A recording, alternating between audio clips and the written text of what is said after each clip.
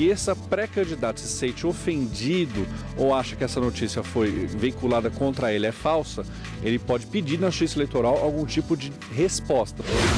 O jovem e o consumo de drogas. Você vai ver o que diz a legislação sobre o assunto. Eu vou trazer algumas parcelas desse ano e a diretora financeira me mandou uma mensagem falando que o contrato se encerra aqui. Se eu não fizesse tudo o pagamento, com isso eu não poderia mais entrar na escolinha. O que transmite o vírus é a relação sexual sem preservativo, compartilhamento de seringas ou de objetos cortantes que não foram esterilizados.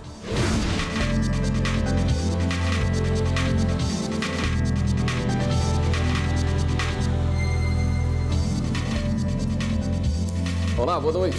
O ex-senador Luiz Estevão e o ex-ministro Gedel Vieira Lima são transferidos para a ala de segurança máxima do complexo penitenciário da Papuda, em Brasília. A repórter Carla Lucena tem os detalhes e conta pra gente. Oi, Carla. Boa noite. Oi, William, boa noite para você, boa noite a todos. E olha só, a decisão foi da Vara de Execuções Penais do Distrito Federal após denúncias de que o ex-senador Luiz Estevão e o ex-ministro Gedel Vieira Lima estariam recebendo regalias dentro das celas. No mês passado, autorizada pela Justiça, a Polícia Civil do DF fez buscas nas celas e lá encontrou, entre outras coisas, chocolate, tesoura e pendrives, itens aí que são proibidos para presos. Agora, os dois seguem para a ala de segurança máxima da Papuda. Lá vão ficar em celas individuais e não vão poder ter contato com outros presos. Lembrando que o ex-senador Luiz Estevão foi condenado a 26 anos de prisão no regime fechado por desvios de recursos públicos. Já o ex-ministro Gedel Vieira Lima está preso desde o ano passado, depois que a Polícia Federal encontrou em um apartamento que seria dele em Salvador 51 milhões de reais em dinheiro vivo. Agora segue com você aí no estúdio, William. Obrigado, Carla. Os desembargadores Rogério Favreto e João Pedro Gebran Neto, do Tribunal Regional Federal da 4ª Região, e o juiz federal Sérgio Moro, foram intimados pelo Corregedor Nacional de Justiça, ministro João Otávio de Noronha, a prestar informações sobre o episódio do habeas corpus concedido ao ex-presidente Lula e posteriores manifestações que resultaram na manutenção da prisão dele no dia 8 de julho. O prazo para envio das informações é de 15 dias corridos. O procedimento segue em segredo de justiça. A presidente do Superior Tribunal de Justiça, ministra Laurita Vaz, julgou prejudicado o pedido da Procuradoria-Geral da República sobre o habeas corpus do ex-presidente Lula. O pedido apresentado pela PGR era para impedir a ordem de soltura do ex-presidente Lula, determinada pelo desembargador plantonista do Tribunal Regional Federal da 4ª Região, Rogério Favreto. A ministra Laurita Vaz julgou prejudicado o pedido da Procuradoria ao considerar que houve perda do objeto do pedido, pois o conflito de competência envolvendo ordens e contra-ordens de prisão no tribunal foi solucionado pelo próprio TRF4. No último dia 8, o desembargador plantonista Rogério Favreto determinou a soltura de Lula, mas o presidente do tribunal, Thompson Flores, manteve a prisão. A própria ministra já havia decidido sobre o tema. Na ocasião, ela considerou absoluta incompetência do juízo plantonista para deliberar sobre questões já decididas pelo STJ e pelo Supremo Tribunal Federal. O Conselho Regional de Medicina do Distrito Federal cassou o registro do médico Denis César Barros Furtado, conhecido como Dr. Bumbum. Ainda cabe recurso e a decisão será submetida ao Conselho Federal de Medicina. Denis Furtado foi preso nesta quinta ao ser encontrado por policiais militares em um centro empresarial no Rio de Janeiro. Ele passou 4 dias foragido. O médico é acusado de ter provocado a morte da bancária Lilian Calisto após um procedimento estético na cobertura de um apartamento na Barra da Tijuca. A partir de amanhã, 20 de julho, começam as convenções partidárias para a escolha dos candidatos que vão disputar as eleições de 2018. As convenções partidárias podem ser realizadas até o dia 5 de agosto.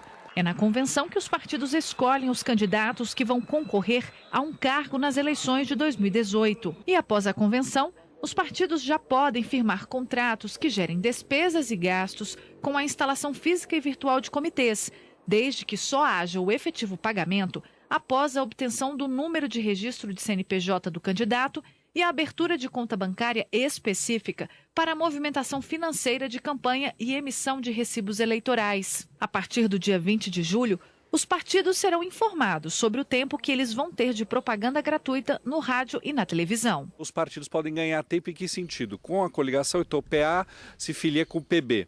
Vai ter um tem 20, outro tem 6, agora o candidato majoritário vai ter 26 segundos. Então, a partir do dia 20, você já sabe quanto cada partido tem individualmente.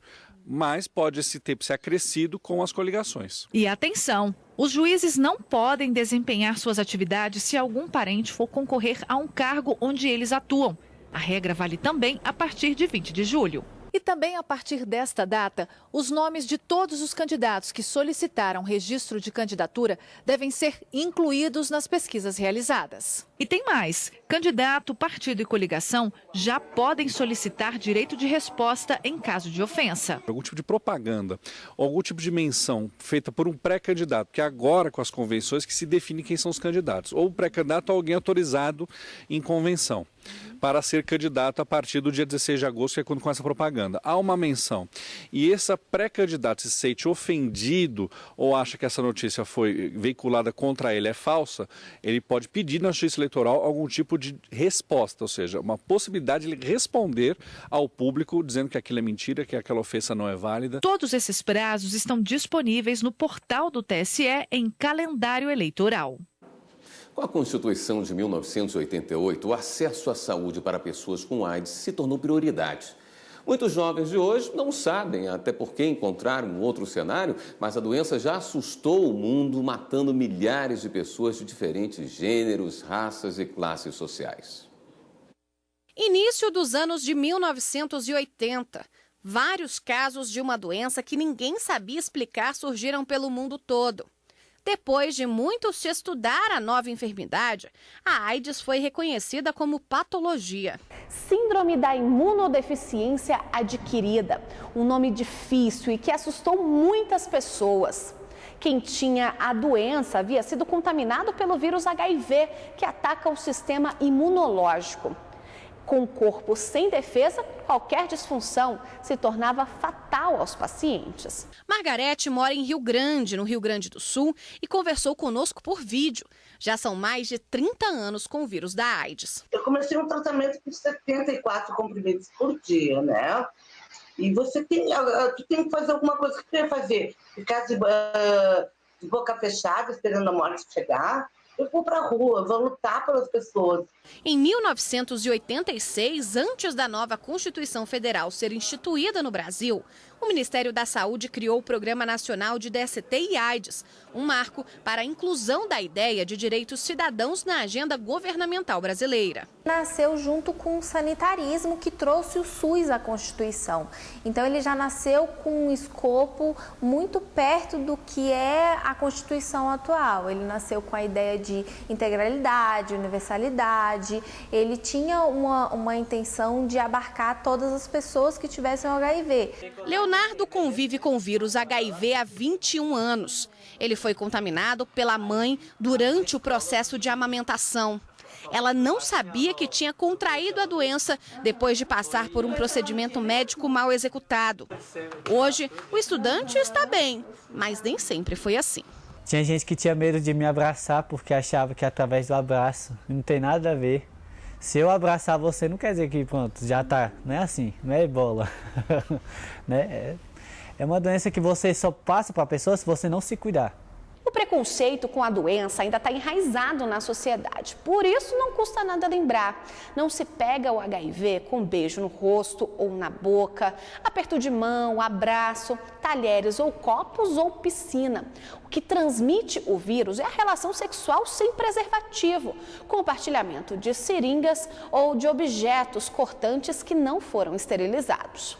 Segundo o relatório do Ministério da Saúde, em 10 anos, a taxa de infectados no Brasil aumentou muito nas faixas de 15 a 19 anos e de 20 a 24. Houve também aumento de 4% no número de casos de HIV notificados, quase 37 mil pessoas diagnosticadas. No mundo, foram quase 2 milhões de novas infecções.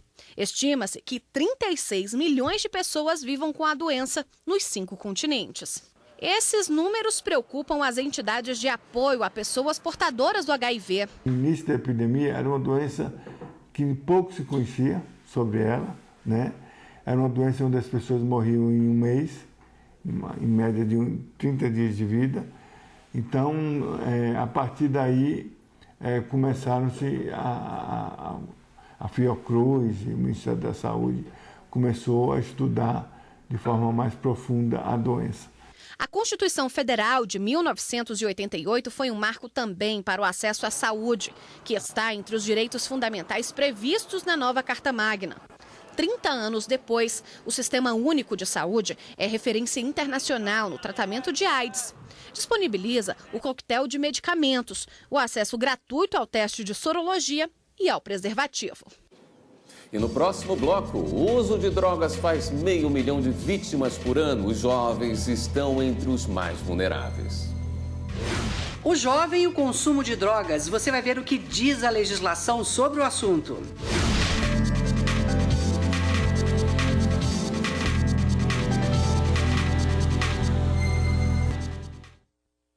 A nomeação de advogado dativo só não é justificada quando a Defensoria Pública atua na região. A decisão é do STJ. A presidente do Superior Tribunal de Justiça, ministra Laurita Vaz, aceitou parcialmente recurso de réu acusado de homicídio. A magistrada chegou a esse entendimento com base em decisões do Supremo Tribunal Federal e do STJ, que estabelecem que, caso exista defensoria pública em uma determinada região, não é necessária a nomeação de advogado dativo. A indicação é essencial quando o órgão não tem servidores suficientes para atender a demanda por assistência jurídica gratuita. De acordo com o processo, a nomeação do defensor dativo ocorreu quando não foi apresentada resposta à acusação no prazo legal. Diante da nomeação, a Defensoria Pública pediu a declaração de nulidade do ato e o encaminhamento do processo ao órgão para que assumisse a defesa do acusado. O pedido foi negado e, por conta disso, a Defensoria entrou com habeas corpus no Tribunal de Justiça de Goiás e no STJ. Ao analisar o pedido, a ministra Laurita Vaz destacou que a designação de advogado dativo é admitida quando a Defensoria Pública não está devidamente organizada em uma região, o que acarreta desproporção entre assistidos e defensores. A ministra determinou a remessa imediata dos autos à Defensoria Pública de Goiás. No entanto, não atendeu o pedido de anulação dos atos já praticados, pois não foi demonstrado prejuízo ao réu. O mérito do habeas corpus ainda será julgado pela 6ª turma do STJ. Construtor é condenado a pagar férias vencidas a um carpinteiro aposentado por invalidez. O Tribunal Regional do Trabalho da 2ª Região, na capital paulista, havia mantido a sentença de 1º grau que julgou improcedente o pedido de indenização do empregado.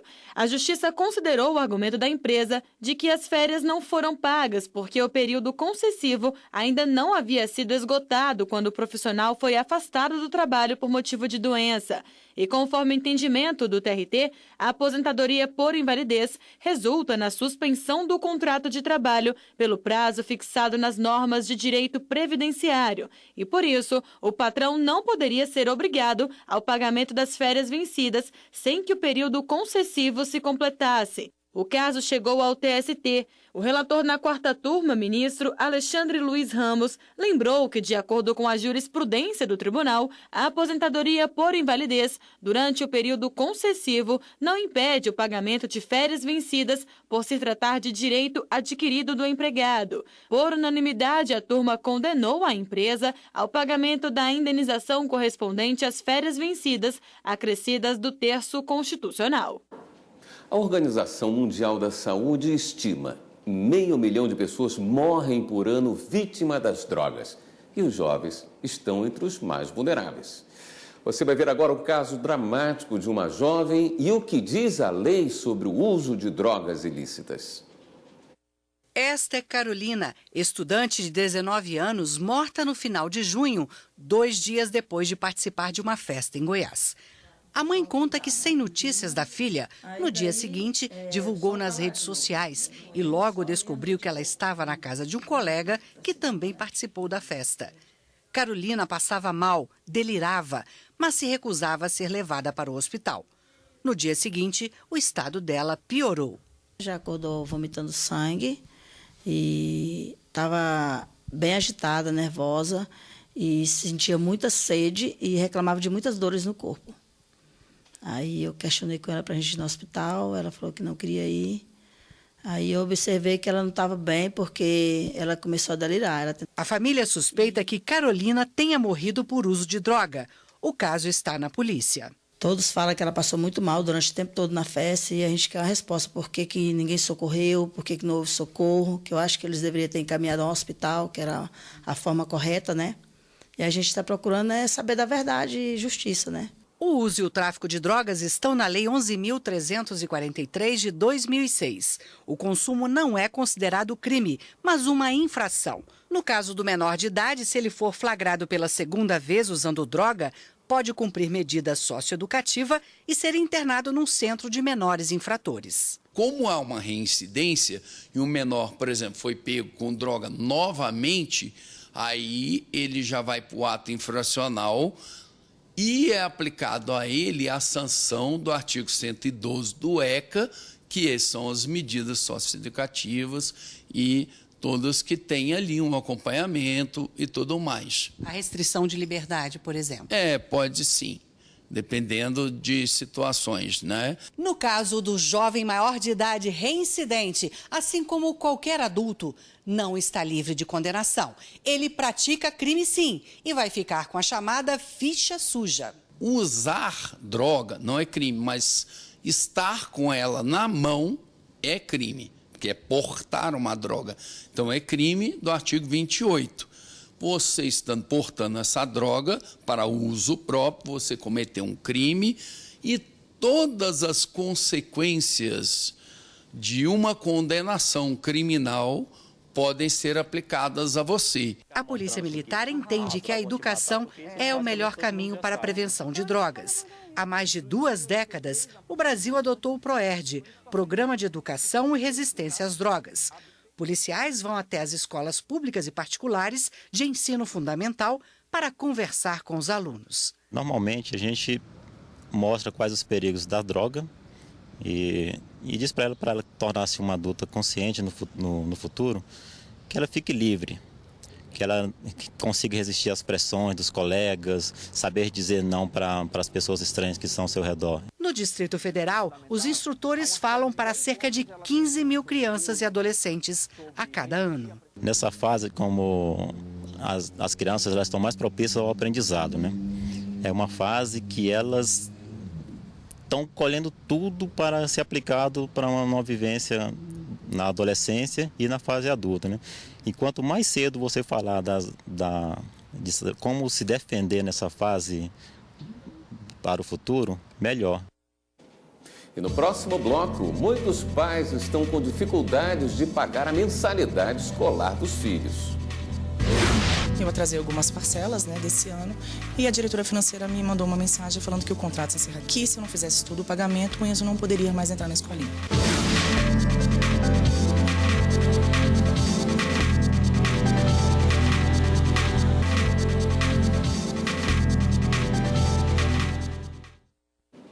O programa Link CNJ desta semana tem uma entrevista do advogado Franquiné de Santa Cruz, especialista em direito digital. Ele fala do projeto em tramitação no Congresso que criminaliza quem expõe a intimidade de outras pessoas na internet. Na reportagem sobre a exposição íntima, vamos conhecer a mulher que dá nome a esse projeto. Ela foi vítima de maldade e de vingança, mas deu a volta por cima. O Link CNJ vai ao ar hoje, às 9h30 da noite, aqui na TV Justiça.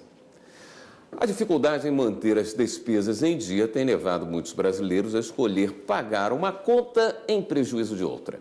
Um dos setores mais atingidos é o do ensino privado. Muitos pais não estão conseguindo arcar com a mensalidade escolar.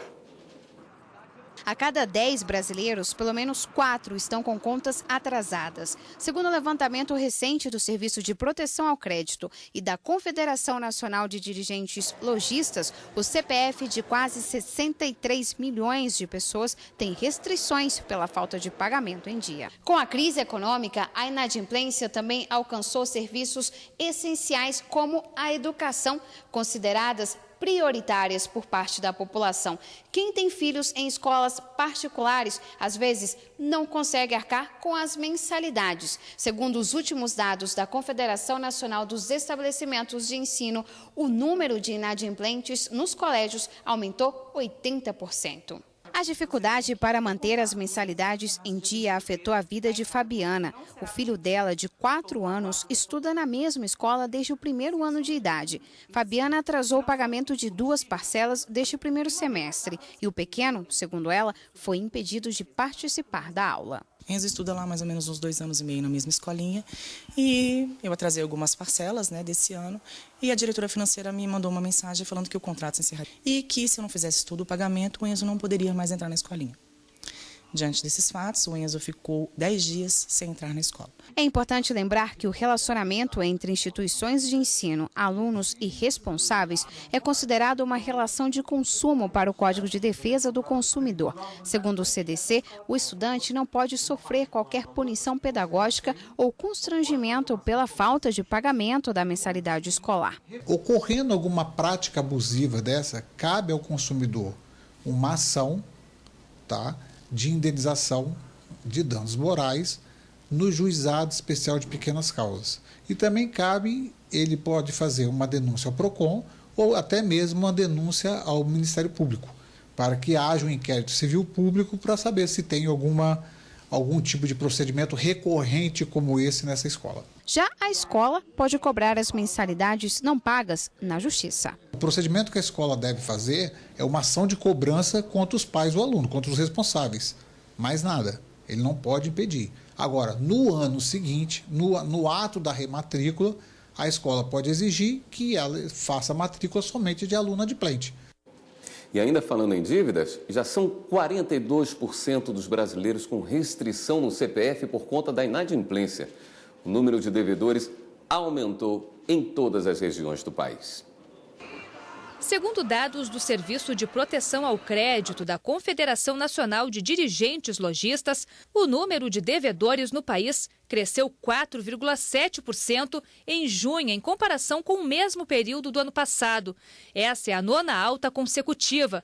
O SPC Brasil e a CNDL estimam que o primeiro semestre deste ano fechou com aproximadamente 63 milhões e 600 mil brasileiros com o CPF restrito, em virtude de atrasos no pagamento de contas, o equivalente a 42% da população adulta. E houve alta no número de inadimplentes em todas as regiões do país. A mais acentuada foi na região sudeste, onde o crescimento foi de 9,88% em junho, em comparação com o mesmo período do ano passado. Em segundo lugar ficou a região nordeste, que apresentou crescimento de 4,81%. No centro-oeste foi de 2,82%, no sul 2,13%, e no norte, 2,02%. O estudo também aponta a queda da inadimplência entre a população mais jovem, enquanto o número de atrasos aumentou entre os brasileiros de idade mais elevada. Cada inadimplente brasileiro tem, em média, 2 dívidas em aberto. As pendências que mais cresceram em junho foram as contraídas em instituições financeiras, como cartão de crédito, cheque especial, financiamentos e empréstimos. Em segundo lugar, ficaram as contas básicas para o funcionamento da casa, como água e luz. A inadimplência com contas de telefone, internet e TV por assinatura aumentaram 3,57% no último mês de junho. O único segmento que apresentou queda na quantidade de atrasos foi de compras em boleto ou crediário no comércio, um recuo de 9,24%. Hora de dar um giro na rede e conferir as últimas notícias.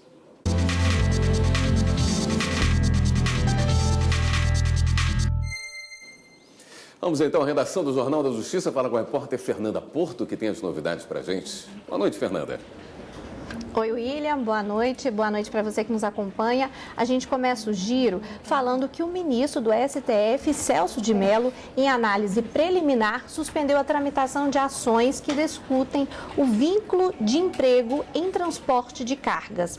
A decisão é referente a uma reclamação feita por uma empresa de Recife e também reforça a decisão monocrática do ministro Luiz Roberto Barroso, que já havia determinado a suspensão do andamento de processos sobre este tema.